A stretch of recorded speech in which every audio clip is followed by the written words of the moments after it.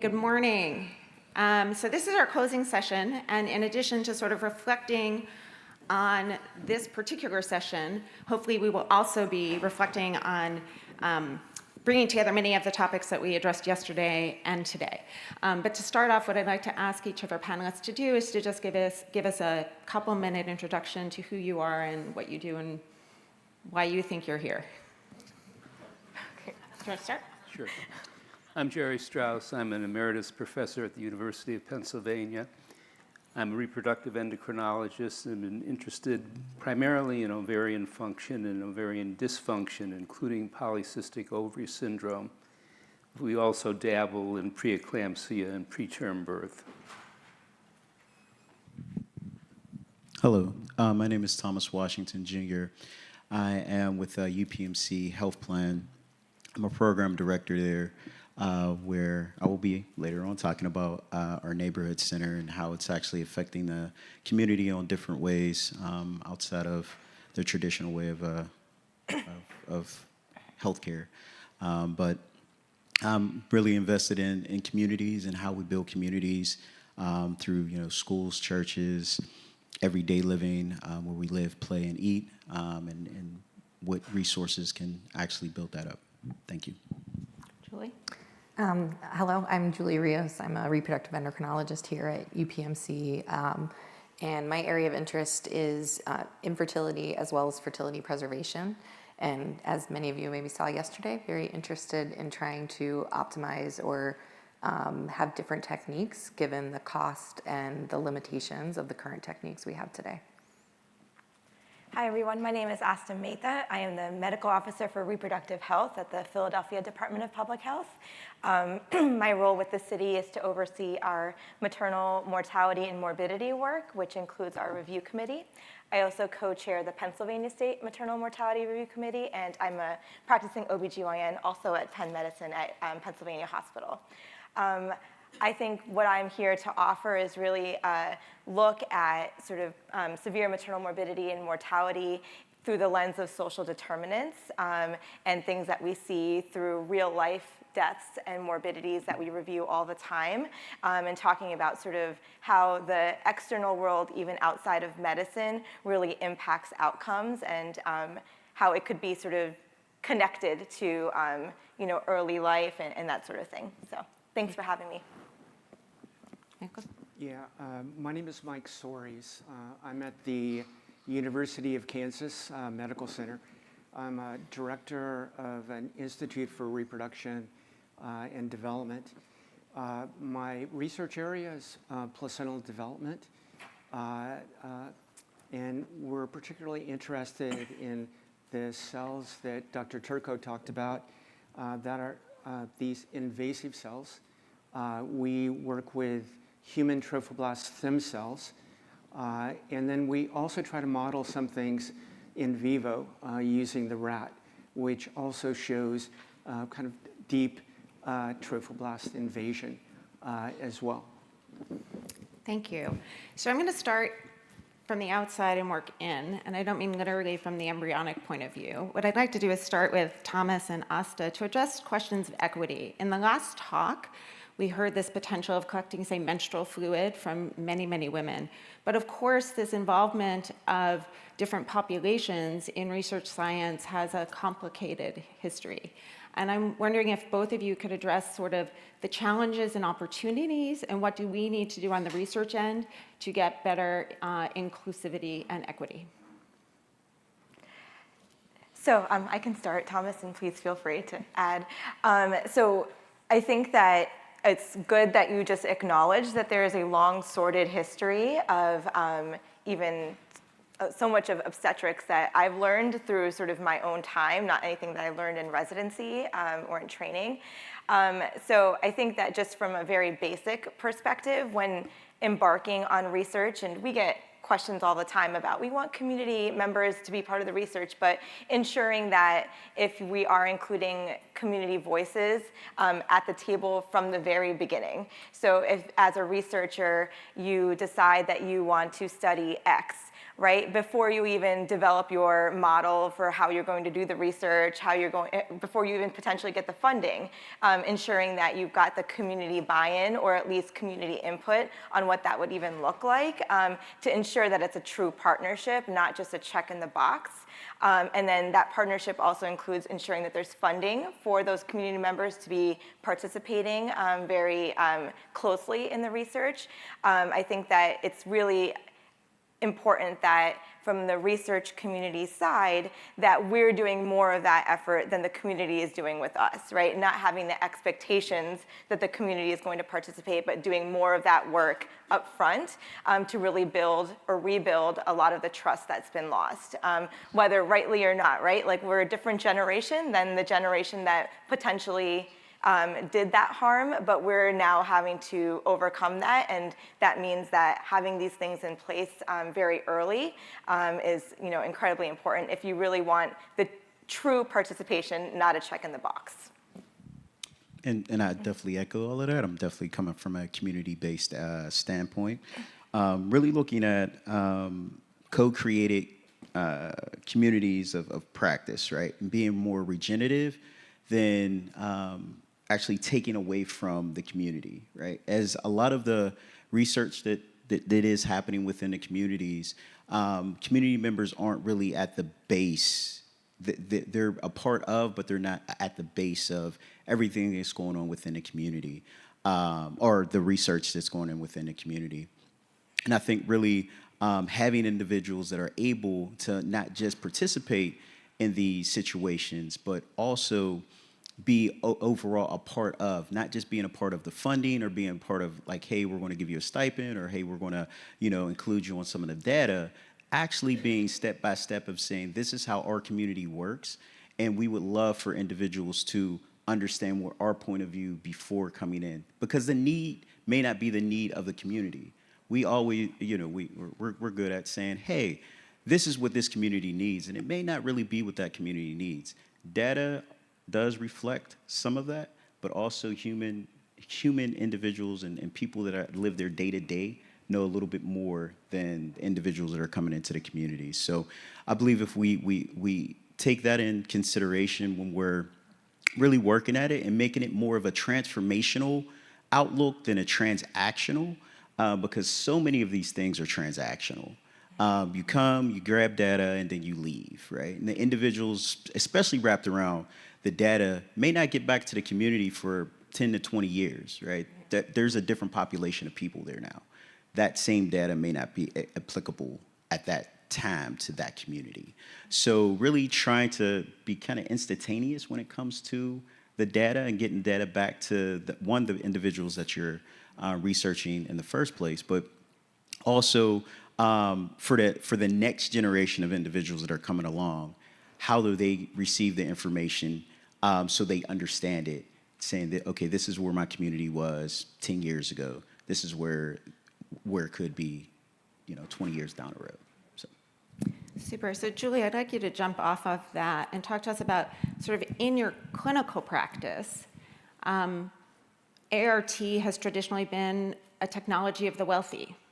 And so where do you see opportunities for equity there, and sort of what you've learned about this morning in terms of the evolving technologies? Do you see this becoming more pervasive and more equitable?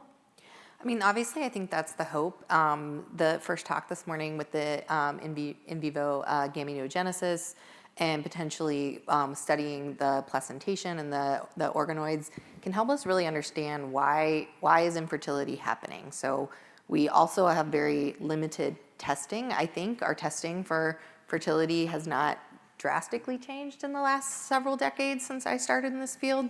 There's a lot of things that come out that look promising, but then when they're really studied, they're not promising. And so I think these markers can really help us unlock some better ideas. Very interested in the microbiome and that, the data that's coming out of that as interesting, but I think we also need to understand why some uteruses don't accept beautiful embryos, and why do some people, wherever all the testing looks great, don't make beautiful embryos. And those are questions that we need to know, because if we can unlock it in the IVF lab, then that may give us treatments that prevent patients from even needing to go there. Thank you. I just want to say, after the next question, I'm going to open up the floor. So if you have questions, please go to one of the two mics on either side. So Jerry or Michael, I'm wondering if you could address, sort of bridge some of what we learned yesterday with some of what we learned today with these organoid models and environmental exposures or microbiome exposures, and what are the opportunities to use those to model sort of problems that could be happening to, say, placental development? Well, let me put a shout out to the National Institutes of Environmental Health Sciences, because they have had a major role in both their intramural program as well as their extramural program in defining environmental factors that affect human reproduction. And at Penn, we're fortunate to have a Center of Excellence of Environmental Toxicology that looks at the exposome in different populations. And that is not easily done because you need very sensitive and specific technology to identify the metabolites or the primary compounds to which certain populations are being exposed to, be able to map geographically precision population movements within these domains, and then associate them with outcomes. And this is a major issue which requires a large obstetrical population that is coordinated in care so that all the clinical information can be curated and validated. And hopefully in the future, some of these compounds, the forever compounds that have been targeted as particularly bad actors, will be identified so that we can at least remove from the environment these chemicals that are causing environmental impacts on our offspring. Thank you. Obviously it's very important. I think a big factor in this, it's very easy to expose organoids to cells, but a lot of it comes down to the quality of those systems, especially in vitro systems, and how well they potentially reflect what might be happening in vivo. So I really think that the type of things that Dr. Turco and others have talked about with regard to really establishing very robust in vitro models, I think that's really essential. Great. Question there? Yeah, thank you, Judy. I just want to build on your last question, and really, I have to admit, our panel is purposefully diverse enough to ask many scientific, academic, medical, and also ethical questions. But I want to target the question again to you, Mike, and also to you, Jerry. We heard about a number of really nice ex vivo systems. Mike, you've been struggling for this for a while. You chose the red because of better invasion, but always the question that Margarita illustrated about how well these systems capture human biology. So my specific question, do you think that in the next several years or 5-10 years, is there a chance that those ex vivo systems will replace animal models, at least for our type of research, maybe Mike and Jerry, but anybody else? Let me.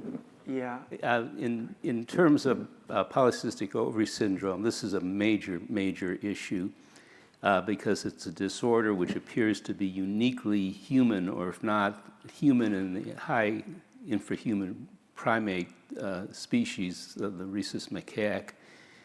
The literature, to my mind, on polycystic ovary syndrome is polluted by the use of animal models of PCOS generated by either administration of testosterone or letrozole, an aromatase inhibitor.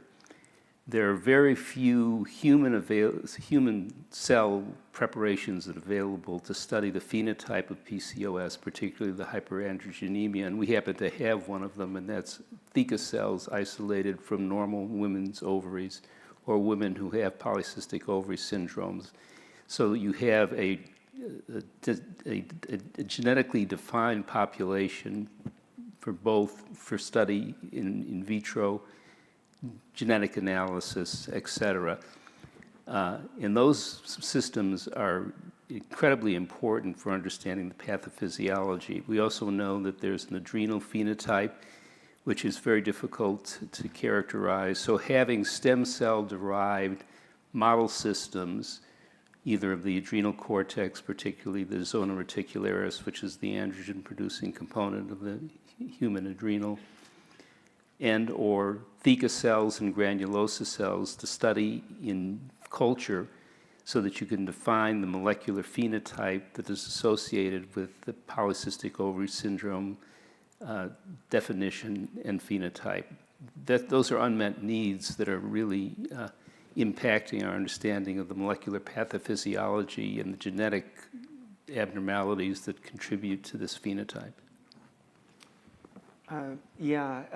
So in response to Yoel's question, I think in vivo models are really important because at the end of the day, whatever we do in vitro, it's artificial, right? We try to supplement and to mimic, but being able to test in vivo, I think is really key. But there's a problem, especially with regard to studying placentation, because there's a lot of species differences. And this is true. We, as Yoel was indicating, we use the rat. We use the rat primarily to study one aspect of placentation, and that cells move out of the placenta and they move deep into the uterus. They restructure, they remodel the uterine vasculature. That aspect is similar, to what occurs in the human. But what we already know, it's not identical. There seems to be different genes that are involved in different aspects of the process. But I guess from our vantage point, that being able to understand some process in vivo and being able to piece things together and to be able to go back and forth between where we can study things at more of a biochemical and molecular level in a dish, and then being able to test specific hypotheses in vivo is really important. I think the other thing, and this is something that Jerry was getting at, the literature is full, of a rat model for preeclampsia or a mouse model for preeclampsia. I don't know that many of those are very useful at all. So there has to be a lot of thought and understanding, and it's more than blood pressure, that you actually have to have some appreciation of what's going on at the level of the placenta and the uterus and the interactions of those cell types. I guess I'll push a little bit further, and maybe any of you could chime in. When you have an embryo or when you have a rat, you're looking at one particular cell type or one homogeneous cell type, whether it be white women or spritus, whatever. So how do we build in sort of population diversity into these models? And is that critically important, say, in these embryoid systems, or is that our only opportunity, or do you think there's other opportunities by using patient tissues?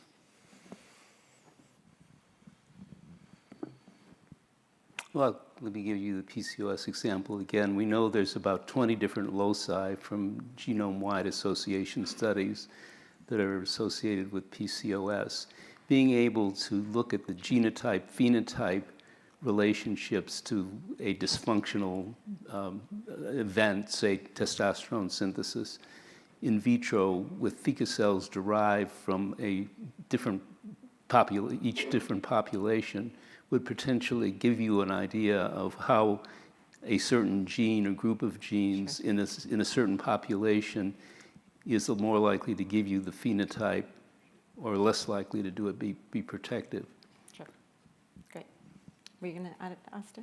I was just going to say the downstream impact would be that people would feel more accepting of whatever outcome came from that, right? Like I think that there is, in terms of like, different interventions that we might recommend. Well, was that tested on people like me? Was that something that would, does that show up for somebody like me? And I think that even if it was sort of thought about and done in a lab, and then you decided that, hey, it's okay to use one cell line, like the outcomes are the same, the fact that even that research was conducted is enough to say, hey, like they considered different populations when going down this path. So I think sort of the outcome or whatever the thing that is developed from the research, that's just as important in terms of acceptance of the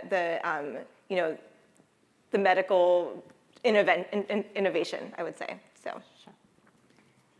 Yeah. Oh, Jim, Chief.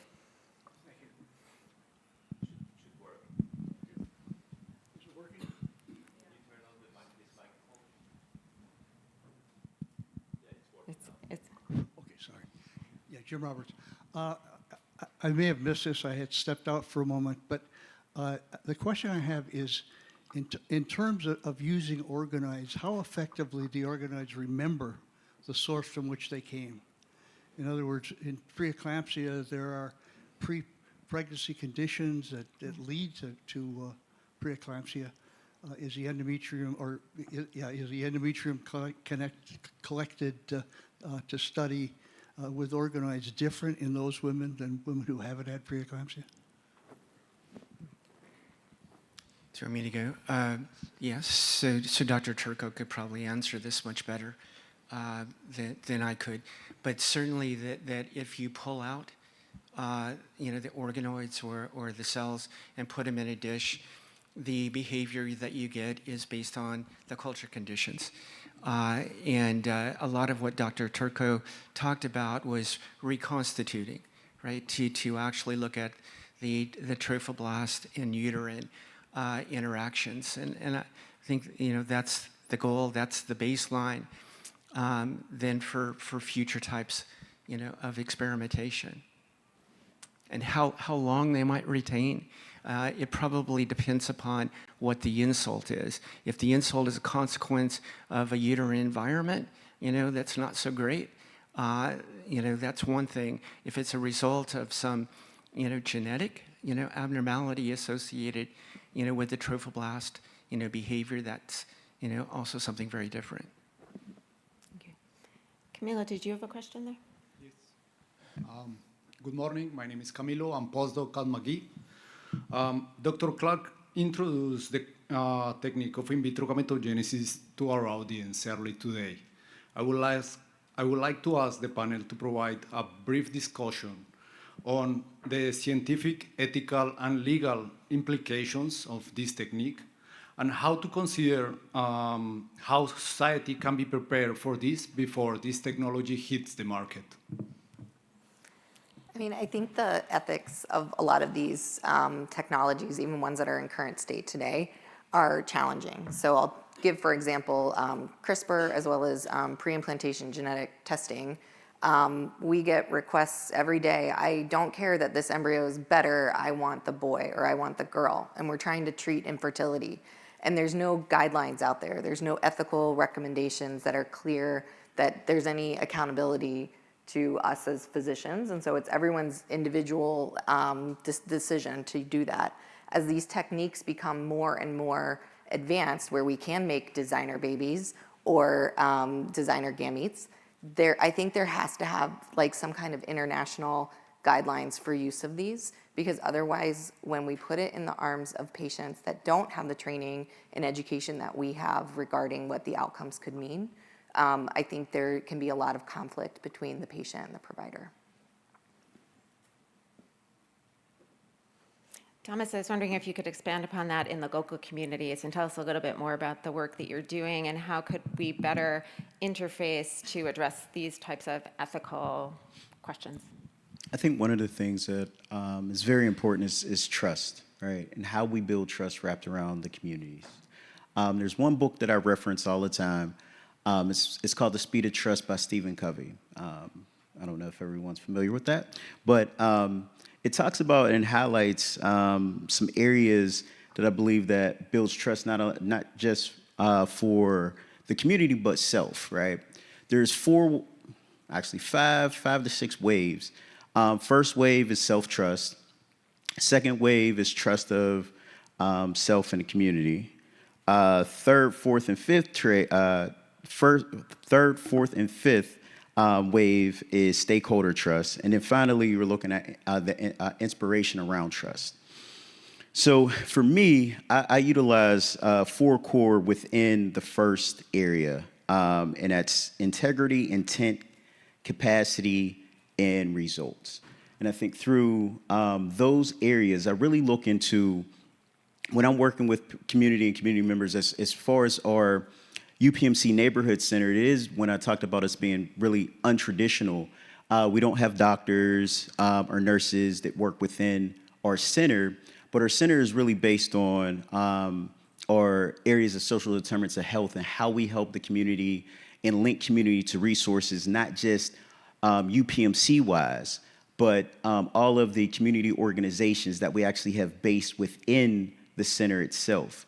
So we're servicing more than one need, not just our need of servicing our patients that are coming through that may need services in one of those areas of social determinants of health, but really linking to the community organizations that may work with different populations that we can assist and help together.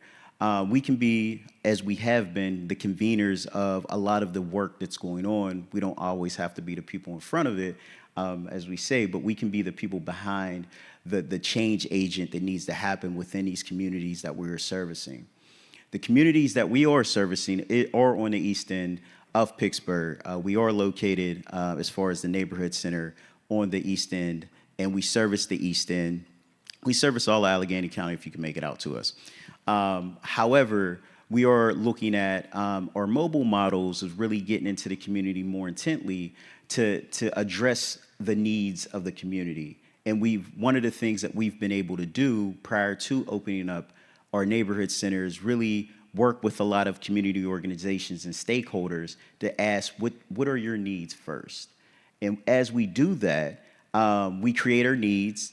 We created our needs assessment. We helped towards those needs, but we're finding that the needs are changing because the populations within a lot of the within a lot of the communities are changing because of gentrification. So we're also looking at, like, how do we stop and pivot towards the next wave of need?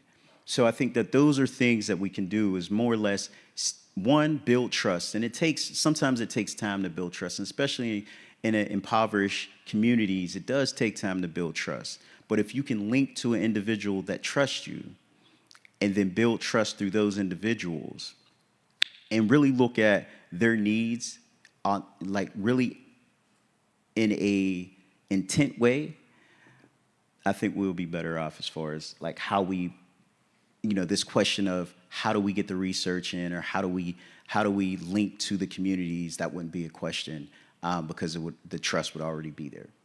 Thank you. Question over there, is that Carlos? Yeah. Thank you very much for this conversation, Carlos Escudero from University of Bio Bio.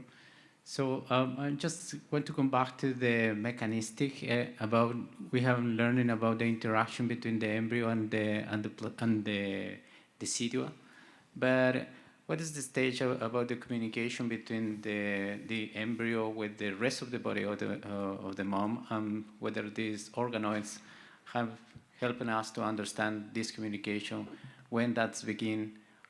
This is kind of a fundamental question about motherhood. Yeah, so I guess I can start anyway. I think the point that you bring up is really important with regard to the maternal adaptations that occur to pregnancy. And these adaptations are likely driven by placenta or driven by trophoblast cells. You probably look at, every tissue in the mother adapts in some way.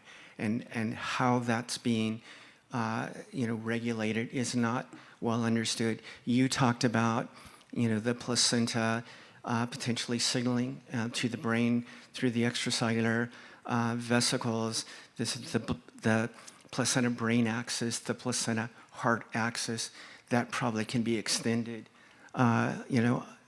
even further. So it does, point back, I guess, to Yoel's question, as well in terms of the need for in vivo studies to be able to sort out, some of those events beyond the events just that are occurring within the trophoblast or within between trophoblast and uterus. Amanda, you had a question here. I actually don't have a question, I have a comment. I really appreciate the bringing in the community at the earliest stage of research. It really speaks to me, and I think that that's something that as scientists moving forward, learning lessons from the past, that we should be doing for the future. But my comment is there is very few funding mechanisms for this, because we can't expect the community to come into a focus group to learn about how they think about the science, how do we think, how do we come together, without some sort of compensation for them being there. We can't expect them to be there for free and to take time off work and come to our academic institution. We should be going there. We should be providing opportunities for them to participate that is not at cost to them. So I guess my comment is there are other countries around the world that do public engagement really well, and there's funding mechanisms for it. We don't have that in the United States, and the National Institute of Health would be a perfect place for there to be funding opportunities for really good public engagement exercises. So that's my comment. Thank you. Asta, do you want to address something? Yeah, I mean, so, certainly the grants that we get within public health oftentimes have, the opportunity for involvement in the community in a more meaningful way, as you were suggesting, in terms of the NIH and other sort of standard ways that folks in research get funding.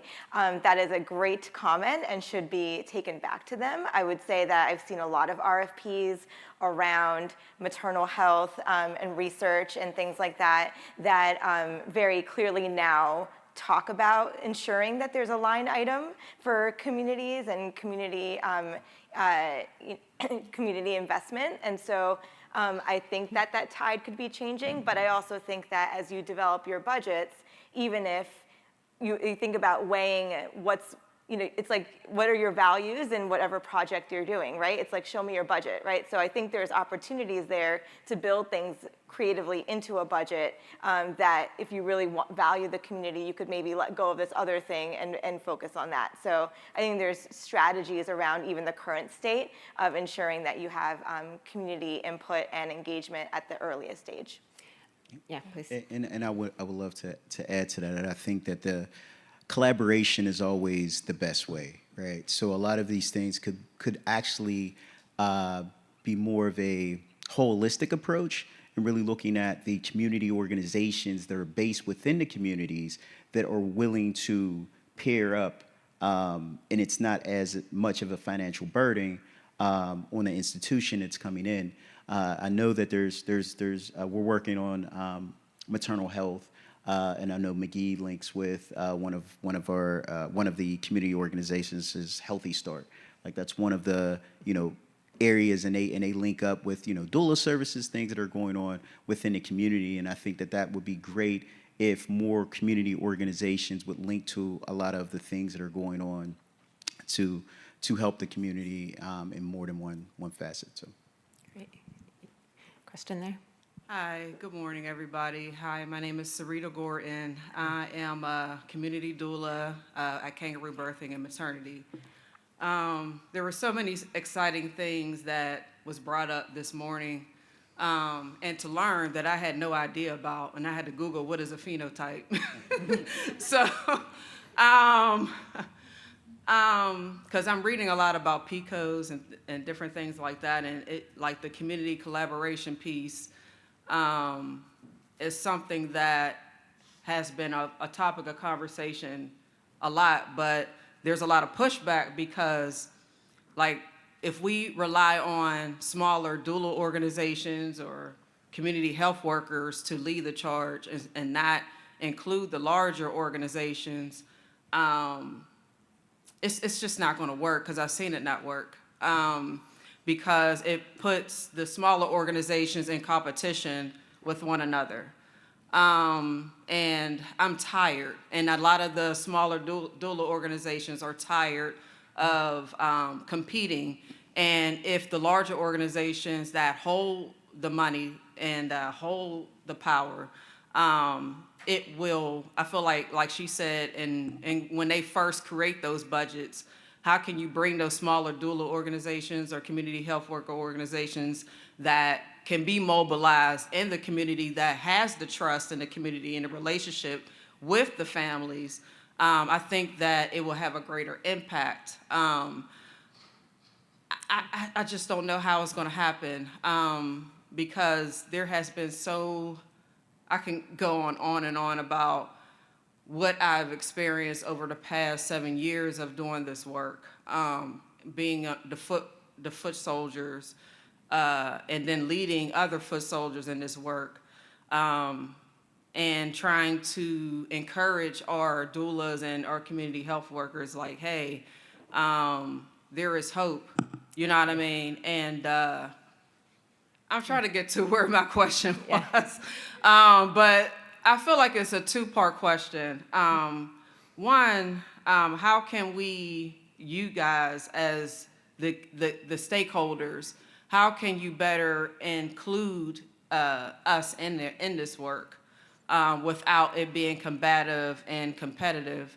And then two, especially working with women that has high amounts of preeclampsia, high amounts of hypertension, and seeing that, the organoids, I'm not sure when I'm saying these words, I'm not the, the medical type, clinical type, but hearing about this part, like, wow, like, what if this research, I love to hear this research, but how can it be caught at the prenatal appointment level, where we're testing our moms to see if they're, I don't know if it's the blood or maybe is there a barrier as far as like their insurance that will not do the testing? Like we were talking about infertility, certain moms their insurance probably wouldn't cover that, you know what I mean? So I feel like this whole maternal health thing is more about a money and power thing than anything, that I'm just getting tired at this point. So I want to say, first of all, thank you for your service. The doula program is just so incredibly important. And I know that Magee is expanding its doula program and really sees the importance of that in pregnancy care. So I'm going to ask Julie to sort of address some of your concerns, particularly knowing what Magee has been doing. Yeah, I mean, I think some of the beginning is better education for our patients, our providers in the community. There are many patients that come to me and say, oh, I was told I can never get pregnant, or if I get pregnant, it's so high risk. And their diagnosis is PCOS. They may be overweight, they may have no other medical condition, but this is how they were counseled. They were also never told that not having a period was not normal, that the menstrual cycle being a vital sign for us as women is important. And so I think part of it is education at the early level. I think in early childhood education, no one wants to talk about all these things. Like my friends are surprised that my kids know what an egg, a sperm, a uterus is. My daughter knows she'll get her period in a couple years. These are things that are normal, and we have to start making them that way for everyone and our children and as they grow up. I think we start with that. I think we also need to have better tools. We use so much electronic medical records.